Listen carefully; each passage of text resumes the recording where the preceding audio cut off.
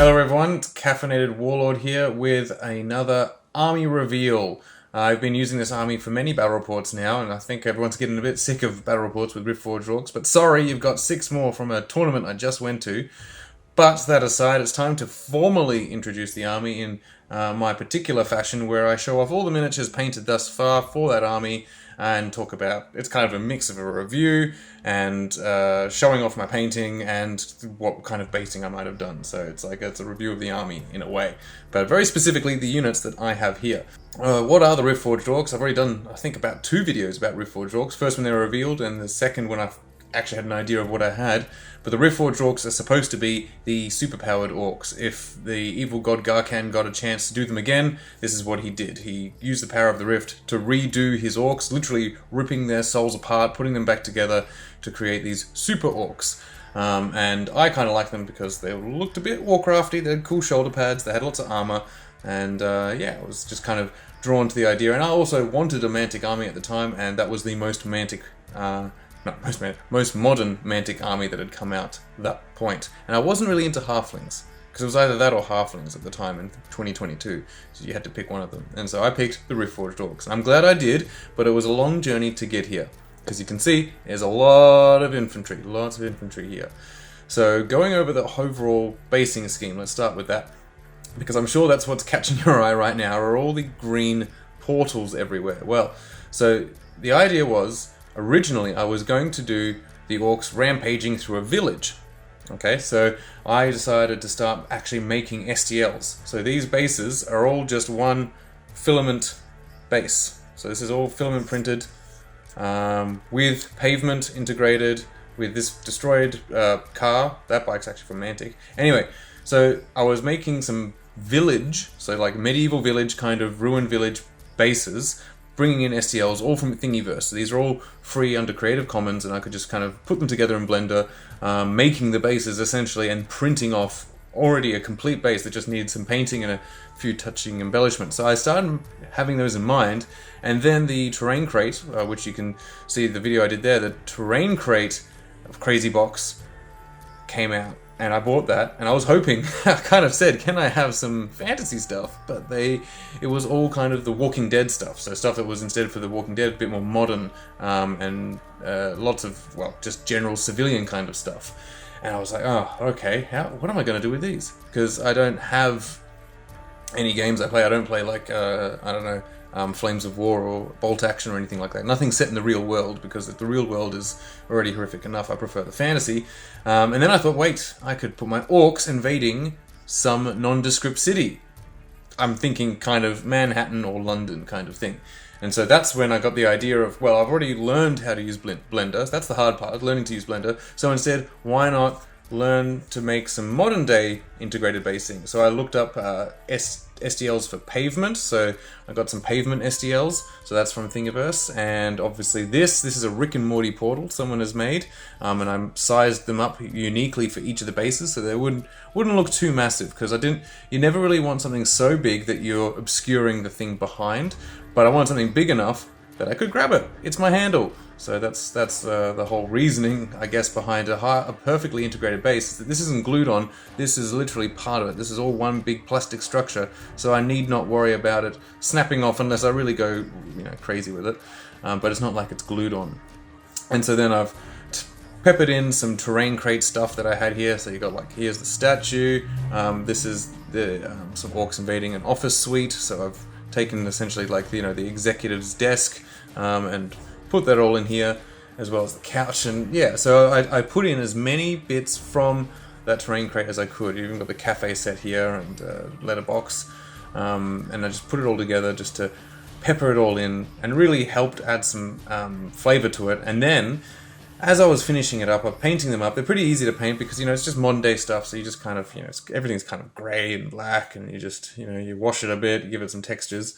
But then I thought about an idea of where I could try and make it look a bit more of lived in, because it was looking a bit, stale. And so what it needed were newspapers, and so that's what you can see on some of these bases. So here's a little Amberox I can show you there. But what I've got is I actually made a newspaper front page It's actually just the Daily Mail, some kind of tabloid paper, where I've then taken the pictures out and put in Orc pictures, or Devastated City, changed the headline to be like, what did I put? Orcs Invade, so that you could just read it when I shrunk it down, like, I just kept shrinking it until it fit, and now I can't remember what the exact scale was, so I'd have to do the whole process again to make them again. But I've still got loads of tiny little newspaper that I can cut out and just stick on these. So that's a fun way of putting in something that looks really detailed, but you're not actually painting it, because there's no way in hell that I could actually paint to look that good, to make it look like a newspaper, because newspaper's print, it has to look really, really neat. And so just shrinking down an actual front newspaper page is the best way to do it. But you have to, in this case I did it in Photoshop, because you needed to shrink and somewhat preserve some of the resolution so that you can still read Orcs Invade. That was the most important part. So that's how I did the basing, and that's why we have portals everywhere. I went with the actual color that the Rick and Morty portal should be, so these are all the classic green glow kind of look. And I think it just really pops. I think when there's armies across the table, you just see all the units and you just see these portals, and the idea is that, yeah, they're popping out of the portals into the real world to cause all kinds of havoc, because the Riftforged Orcs are just, they're being launched from the abyss, and, maybe they're not just attacking Panathor. Maybe Panathor's just an afterthought. If the Wicked Ones could figure out how to send them to other planes that are ripe for the taking. So this is actually not, this is more than what I've used in my latest battle reports. There's a few more units here that haven't even been seen in any battle reports, and so I'll introduce them, but I'll have less to say about, like, how they perform on the tabletop, because I really have no idea. So I'll be probably talking more about the rules of some of the ones I'm more familiar with. But let's get into the various units here. So I'm probably going to start off with the infantry, because I've got so many different infantry, so I'll point to the ones that are all the same kind, and this is probably the hardest part facing Riftforged Orcs, is actually differentiating the different kinds of Riftforged Orcs that are arrayed against you. And so you have these kinds of chaps here, so they've got the one hammer and a shield, so one-handed hammer, shield, and very heavily armored. So these are Riftforged legionaries. This is a regiment I typically run out, so I have usually the two regiments that need to go in the formation, this one and this one, and then I have a horde of Riftforged legionaries. But so I essentially have 4 regiments made up, because this splits apart too. Because I don't think the 3D printer could actually do that big a base. But yeah, they're just a standard kind of defense 5, melee 3, crushing 1. Like they're a very solid frontline kind of unit. They'll do a decent amount of damage even with only 12 attacks. Yeah, I think that the major downfall is that they just don't look that different from the reborn legionaries that are over here. So these guys unlock, and there's not really any other rules to them other than that they have crushing strength. So slightly alright nerve, but they really do need the Wardrum to get to the good spot. So I feel like they don't feel like superpowered Orc enough. Like, you compare it to your typical Orc stat block, and it's just not superpowered enough. So if somehow in the future the stats could better reflect that these are elite, or something, like maybe they have a higher nerve that's just not normal for a regiment. So regiment 1719 would be crazy, but maybe they have that, and don't have the drum. But that's more of a wish listing kind of thing, just to make them feel more superpowered Orc. The actual superpowered Orcs are supposed to be the reborn legionaries. So not to be confused with the Riftforged. These are reborn, not Riftforged. Well, they must have been Riftforged, because by virtue of being Riftforged Orcs, they are Riftforged, but they're reborn as well, which means they got access to two-handed hammers. So that's all you know, is that they have two-handed hammers. But in game they actually have quite a big difference, because obviously they have extra crushing strength, but they also have better nerve, and they are inspiring as a whole unit. They are inspiring. So that's a big difference, and so a lot of the time people are just going through the battle and just kind of forget they have inspiring, and they're taking out stuff, and they're like, oh, okay, and I'll take that off, and I'm like, no, I get to roll again because this unit's still inspiring, and I'm like, oh, they just kind of forget. They don't really look that different. I mean, maybe it's on me to paint them more different, but I kind of got into a groove of how to paint this army, so I wasn't really ready to change it up just for making a unit look different. And so I think that's just, hopefully, maybe if this army gets looked at again, something changes with how these units work, or something like that. I'm not really sure which direction to take it, but I just feel like they need to be more elite. And really, these guys could just be these are the two-handed guys. You know, they're just using a two-handed. I like that they have inspiring, don't get me wrong.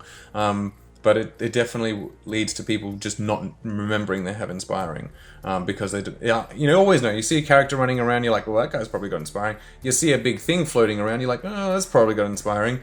But it's quite odd for a unit to have inspiring. I mean, that could just be a special thing for the Riftforged Orcs, but I did notice across my many games with this army that some people would just be constantly forgetting that this unit has inspiring, even though I learned over time to be like almost painstaking and being like, these guys have inspiring, the ones with the two-handed hammers and the executive suite. But you know, you can only say that so many times. But yeah, so that's the standard Riftforged infantry, and overall pretty good. Did get sick of painting all that armor. It is a lot of armor to paint. Like I was thinking a lot about how to paint their skin before I started this army, and I went for actual black. I used the Grim Black from Speed Painter, but it turns out that there's not much skin to paint on these guys at all. You know, there's little gaps in armor. There's the face sometimes, and a kneecap every now and again, strangely enough, but not actually that much to paint in terms of the skin. And it's just armor, armor, armor. And so, if I were to do this again, because I just actually went with a speed paint approach and doing zenithal kind of undercoat. So where, you know, you spray black and then white from above, so I could do my speed paint approach. But I don't actually use any speed paint metallics or anything to do that with the armor. So it was all just painted with, you know, like your lead belcher, and then, you know, from there on. But it would have been much better to just spray with lead belcher and then deal with the very tiny bits of actual, like, flesh just in a different way than painting white and going on from there with this Grim Black if I wanted. But yeah, I went about it the very, very wrong way. And, you know, by the time I was realizing that I'd done it too wrong, I'd already painted about 20. And I was like, well, here we go. We'll just keep on going until the bitter end. And so that's it. And I don't think I need to paint any more infantry. If I do, then maybe I'll get the lead belcher spray and actually spray them all, so I don't have to do the metal all by hand. But, you know, that'll be for the future, if I ever get to it. What I am thinking, because I do still have like 40 or 30 sprue, like miniatures on sprue of Riftforged Orcs, I'm actually thinking maybe I'll try making some Abyssal Guard out of them and replacing my kind of derpy 4th edition Chaos Warriors with these guys, but with Abyssal heads, and I think that would look really cool. But that's a future project. So let's talk about the other infantry in the army. So we'll go behind my arm. Over here we have these, the Unforged Orcs. So Unforged being that these are actually just standard Orcs, merely 4 defense, 4, pretty lame nerve, but they benefit more from the Wardrum. And what I actually had lying around, I think I showed in one of the videos, is I had a whole bunch of these actual Mantic Orcs from years ago. Something I'd bought just to bolster my army back when I was playing Warhammer 8th edition. I need more Orcs, and yeah, these guys turns out they were so cheap back then. It was astounding. I can't even remember. Maybe it was, the army box was maybe $100 and it was $20 shipping. And I bought a whole bunch of Mantic boxes for all my mates. We all had armies we needed to bolster, because we were all, you know, you get your battalion, your high off battalion, your Orc battalion, and you're just like, yeah, that's alright. But yeah, bloody 8th edition needed so many miniatures. I really needed the Mantic to bolster it. So that's why I had so many, but I never really got finished painting them. So it was pretty easy to just grab a bunch and paint them up. So paint them up I did, and I'm quite proud of this. I'll take a picture because autofocus here will be bad. But what I've done here is I saw that this is a sign for a cafe, and so I decided to actually put some stuff on it. Practicing my writing with white to make it kind of look like some chalk. So I've got that on this one here with some of my favourite dishes that I like to have for a famous Australian brunch. But I also have it on this one here as well. So I have here, this one's more for a pub. So yeah, I've did some freehand here as well, and I think some people hopefully noticed that. Oh, and speaking of freehand, go back to the Reborn. I did try. We'll see. I'll take a picture, but what I did try and do was paint on this little laptop here that came from the terrain crate, Universal Battle. So this executive was obviously in the midst of his secret little, you know, at-work Universal Battle turn when the portal ripped open and the Orcs that he was probably trying to defeat on Universal Battle were running through his office. So that's just a silly thing there. So Yeah, so Unforged Orcs, they're very good, actually, so I'll bring them back, sorry. Got a bit distracted there. So the Unforged Orcs, they're actually pretty good as a chaff unit. I needed more unlocking, so that's why I started and considered painting these guys. But what turns out is actually they're just, with the Wardrum, surprisingly tough to destroy. You know, when they become 15, 17 defense 4 and they just kind of rush out into the middle of no man's land to start the, you know, back and forth, they were the very good, like, question. You put them out there, they have to deal with it because they are still crushing one, merely 4, but still crushing 1, so they're still going to hurt, and so you don't want to let them just be out there and then rush off and get a chance to charge into something. So that was often my tactic, was to use them as the first question in the battle, where I'm putting something forward that isn't precious, very cheap, don't mind if I lose it, but they have to answer for it, and it's pretty good. And it interacts with the formation a bit, so it has a wild charge D3, keeps the opponent guessing a little bit, I suppose, but yeah, really, that's just the fact that it's an Orc and it can benefit more from the Wardrum, that is the good part. So, one more infantry unit left, and it's probably the weirdest of the infantry units. I'm going to bring both of them over here, but I only ever used one in my 2100 point army, and these are the Riftwalkers. Riftwalkers right here. So these are the chaff, really. They're the only chaff unit, apart from, I guess, Orclings. You could get Orclings, but these are the chaff for the Riftforged Orcs. These are kind of like Wraiths. They are fearless, so dash 12. They are nimble, speed 7, strider, so they can kind of just hop around places and get in and block things, but being speed 7, like the Wraiths, they're not like gargoyles where you can just really just get in every situation. So you do have to plan a little bit ahead, and they're a bit harder to use, especially if you want something to chaff your faster cavalry and your heavy cavalry. So yeah, they're pretty good, and yeah, again, I used some old Mantic Orcs, so these are the Great Axe. The other guys were Axe, so these are Great Axe. I had a whole bunch of them. I think I had 20 in total. And for these guys, I went really simple. Like, I actually just got... There was Zenithal Primed highlighted, and then I just got paint of just the brown color and really watered it down. Got grey for the metal.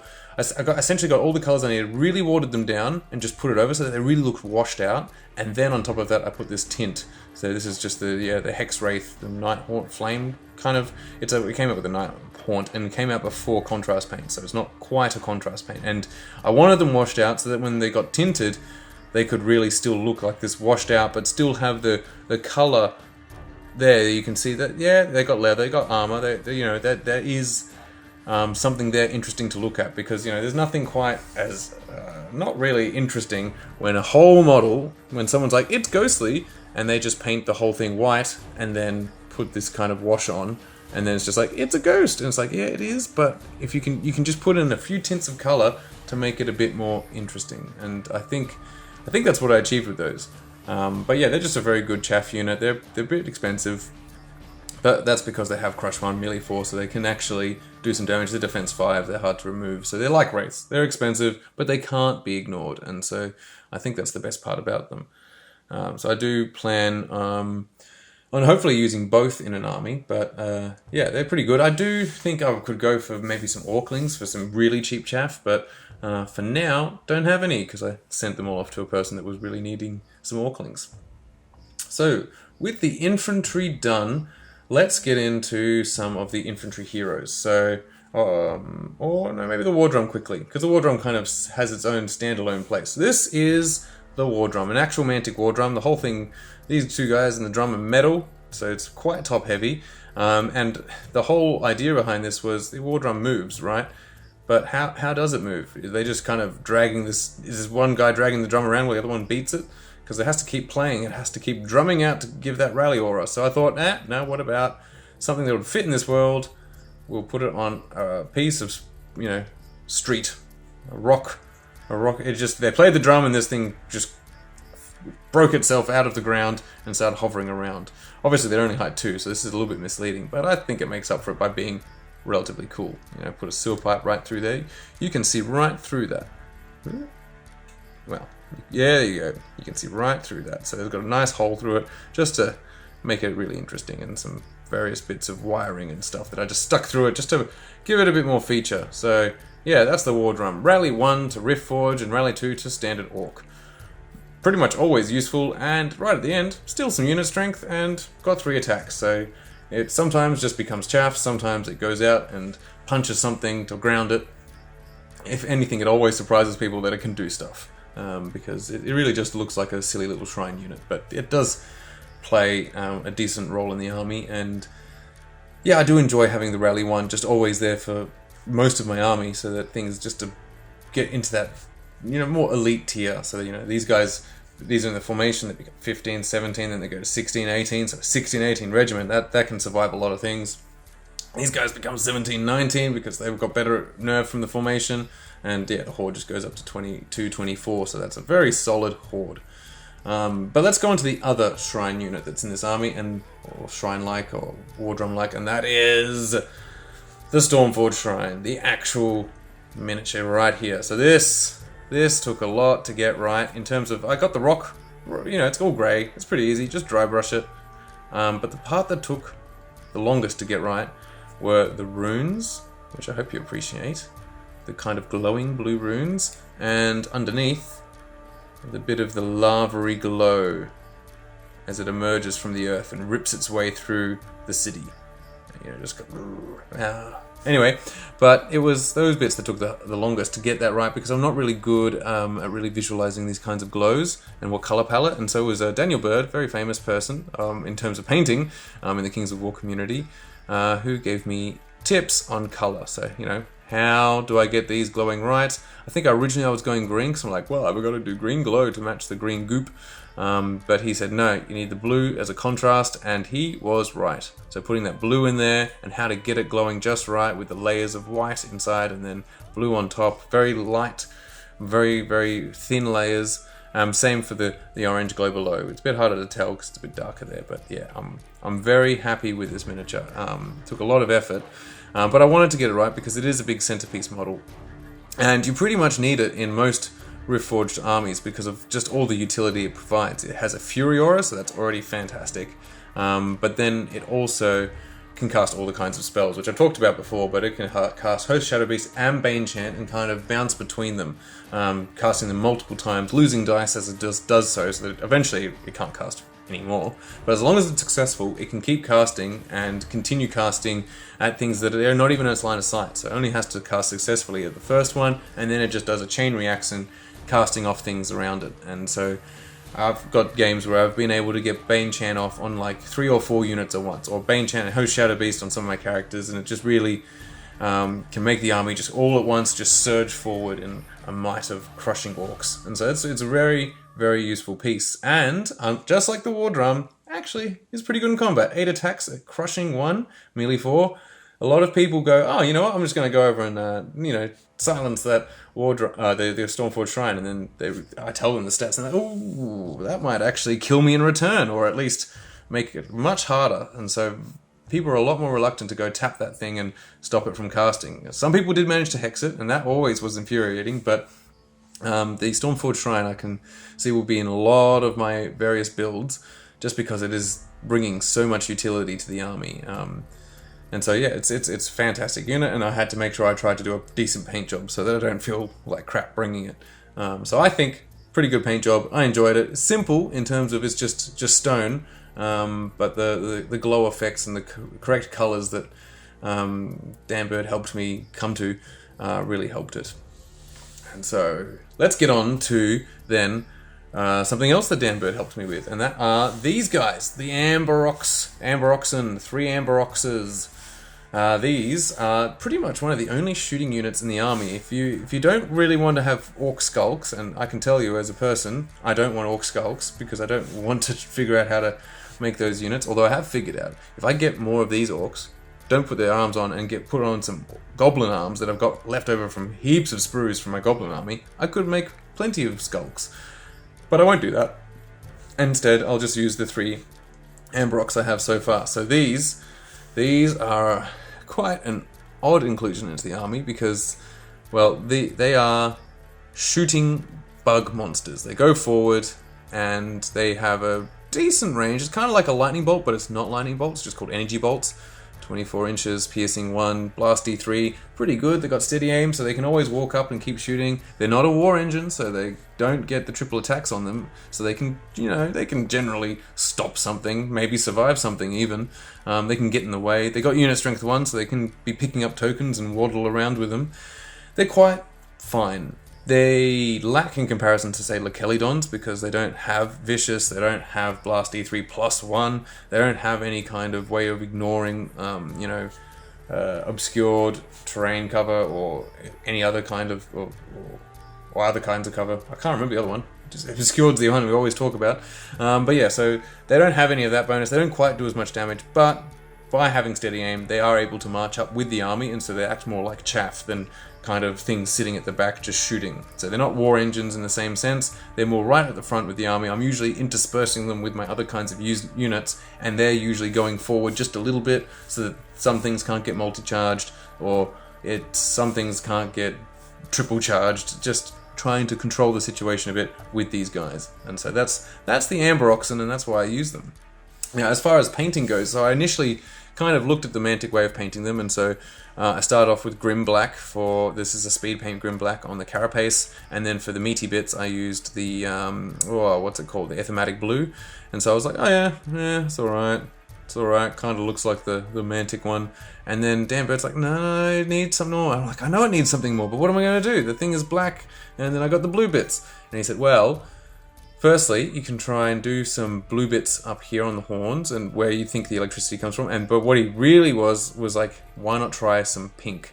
Pink here on the just kind of like very fine layers to try and just get the edges here. And so that was his contribution, was really the pink as a contrast to the black and blue.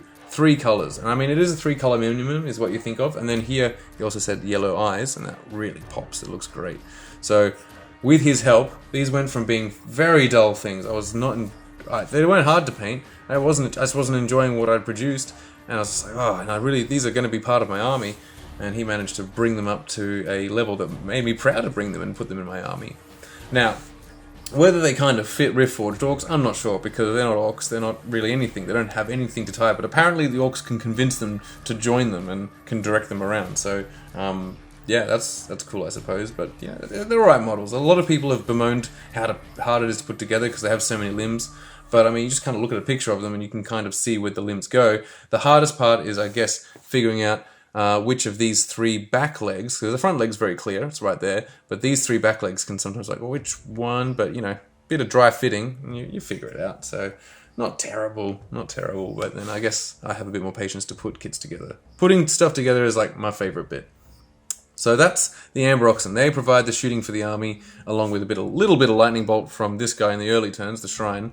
But generally it's just them. And over the course of the whole game, people then come to respect them, because especially in the last few turns, when everything's starting to be a bit damaged, these guys can spike like crazy with that Blast E3. So suddenly you're just like, oh yep, 5 damage, and they're like, oh, that hurts. So they were good to keeping people honest, and they're generally always living until at least one of them will be around at the end to do something like claim a token or just finish off some kind of unit that's just trying to run away off to the edge. So yeah, very useful. I'll probably keep using them, but they soak up so many unlocks, as you can see, because it's the 3 there. And I don't have many hordes to just give me heaps of unlocks, because hordes in this army pretty expensive.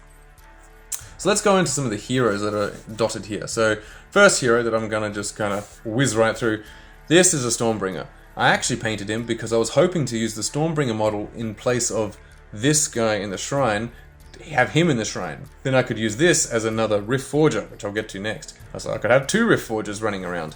But unfortunately this guy with his kind of capey bits and he wouldn't fit. He wouldn't fit at all. I thought there was plenty of space there, but he wouldn't fit. So he was painted, and I was like, oh well. I'm probably not going to use him because the Stormbringer is just a caster. There's nothing special about him. He doesn't have any special abilities. It's not even like the God Speaker where he gets better with Orcs nearby. And I don't know if that would fit in the army, but he is. We've got the God Speaker, but I don't know if a Riftforged version of that would fit in the army. But yeah, here he is. He's alright. He's a cool model, very cool caster model, but unfortunately as a caster, he's just kind of Lightning Bolt 4, I suppose, or I could give him Alchemist Curse or something, but this is better things to have. So unfortunately, it's unlikely that he'll show up in any of the games, but he is painted because I thought I could use him. Next, we have a real little champion, and that is the Riftforged. The reason why I wanted 2 of them, because this guy, 50 points, and he comes with a whole, like, 3 attacks, not much, but crushing 2, it doesn't inspire. Just a little individual hero that goes around bashing things. He can bring his own Host Shadow Beast to Host Shadow Beast himself, but since I was so tight on points in my army, he did not get a chance to have Host Shadow Beast himself. He relied solely on the good old Stormforged Shrine to get that Host Shadow Beast so that he could then really hit hard. And he would. He would sometimes really force his opponents to respect him. He would finish things off by himself, or he'd just ground things like really ground them, like slap them to the ground. So he didn't get to do anything like he did in previous battles, where he's even taken out a Voidlurker, but he's come to be respected. And I'm quite happy with him. The model is really cool, you know, running around with his own little anvil, and he just bashes it. He's like, I'm gonna forge you some rifts, and yeah, just a pretty cool swole orc with very cool faceplate helmet. I really wish you could just get more of these helmets, because whoa, they are fearsome. Anyway, and finally we have this. So this is Thonar / Stormbringer on Manticore. So this is a non-winged Manticore. Oh, there's a dog. So this is just a cool miniature that comes with the army box, and what was it? No, it's Storm of the Shires. This is one of the 2-player army box. Fantastic resin miniature. The detail, as I'm sure you agree, impeccable. It's fantastic. There's all this rune stuff. There's nothing lost on the sides or anything like that. There's no loss in detail on any angle, and it was just amazing to paint. Hard because there's just so much kind of little finagling, trying to get the gold on the gold bits and the silver on the silver bits, but I was really happy with how he turned out. He's a fantastic miniature, and I use him as Thonar, who is a beatstick. He just goes in with only 6 attacks, but he has Storm Strike and Thunderstruck, so that means he gets, on rolls of 5 and 6, he goes to blast. He gets blast 2, so he gets 2 hits per hit, and you know, just when you roll the 6 dice and you get 4 5s and 6s, you're just, oh, that's nasty. So you would just spike right up and really hit hard, and just generally be very afeared throughout the army. The only problem is, you know, he's one of my inspiring sources, and he was just running off doing heroic shit. So sometimes I would be with a little less inspiring than I would like, because then I'd be solely relying on the Reborn and the Shrine. They were my inspiring for my armies, and sometimes I'd be like, oh, Thonar, you need to come back. But, you know, he's off doing things like killing dragons. So, yeah, no, he's fantastic. Really good miniature and a really good unit. So I definitely recommend, and hopefully they'll sell it separately. I don't know if they do. But yeah, that was just a little annoying that he had to come in that box. But I was getting that box in anyway. But I could see some people really getting annoyed that they'd have to go out of their way to try and get him. So that is Thonar. So then we're just left with some of the bigger stuff. So let's go with one I haven't used in battle yet, apart from on Universal Battle, and that is Vohdler. So this beast here is Vohdler. So the Thunderseers, not my favourite unit. I think I said in my previous video, I didn't like their faces. And Vohdler is supposed to be the captain of the Thunderseers. There's not really a model for him. You just take one of the Thunderseers and try and make him look heroic. And so I did. Firstly, by getting rid of his face. So this is from the Talos Pain Engine kit of the Dark Eldar, the Drukhari, as they are now called. So I had plenty of face masks left from that, and used one on him, and it just looks perfect. Just like the Riftforger mask, it just makes him look really grim and nasty. And so I'm probably going to... I do have now a little collection of 5 Thunderseer models, so I will faceplate them all up to get rid of their ugly Cyclopean heads. It's just they're so small. The Cyclops heads are way too small.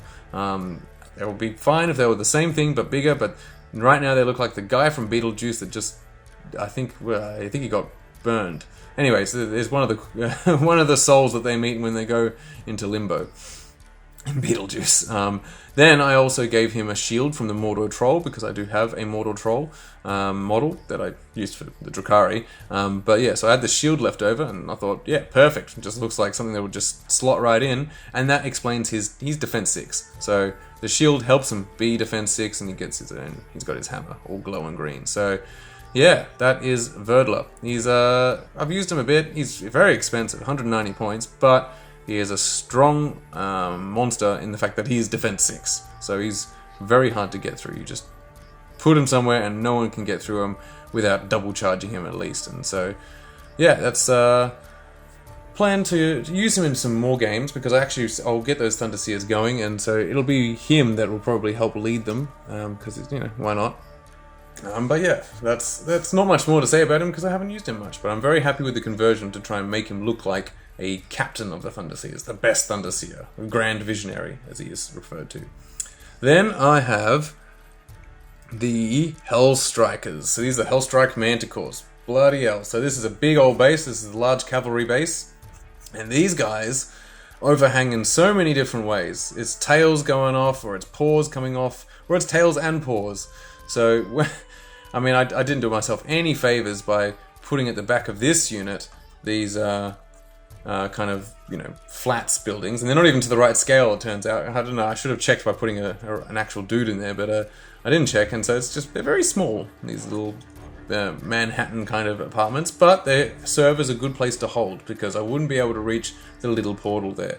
And I wanted something there that just kind of added some more city facade than just the basic pavement that I had going. So I need some kind of, back kind of structure, and they weren't going to fit on any other bases because they're all just regiment size. The only thing that was going to work was the large cavalry base. So I put them on here, so you can see it's got pavement there. There's a street going down the middle, so this is like a T intersection. And then I put these guys on, and I'm like, whoa, they're not going to fit. So I do have two more, so only three fit on here, and I don't think a fourth would even fit, because their idea was I'd probably do 4, because I always generally want to do at least minimum model count, but in this case I failed terribly, and so I'd like to apologize personally to Ronnie for not putting more models on this one, but I think it just looks awesome enough. And also there's only 3, so there's only 3 poses unless you 3D print them. So these aren't the 3D printed ones, these are the original, sorry I'll bring them right, these are the original Hellstrikers, the actual resin kits with all the bits. It takes a while to put them together, but they do look very, very fearsome indeed, and they were very much respected. They are in rules just Dracons with Life Leech 1 and Brutal 1, so they're not that different from Dracons, but everyone respects Dracons, so they respect these guys. They don't have Elite, unfortunately. But yeah, they were really, really cool, and everyone feared them and enjoyed the models, because they do look fantastic, especially in this situation. They look like they're literally just leaping around a suburban neighborhood, causing havoc. And so yeah, it'll be hard to not take them in an army, because they're just the models are too cool, and I'm too proud of them. What I have stopped taking in my armies, unfortunately for him, is this one that I was going to use with that, but then I put him in this base when I realized it didn't fit, and this is a Stormbringer on Hellstrike Manticore. So he's like that guy, the Stormbringer, but he's on a Hellstrike Manticore. So he is one of those, large cavalry hero pieces. So he's all right. He's got his 5 attacks. He gets in. He has a very similar profile to them, to the Hellstrikers, but just got inspiring and stuff, and a little less nerve and much less attacks. Just 5 attacks.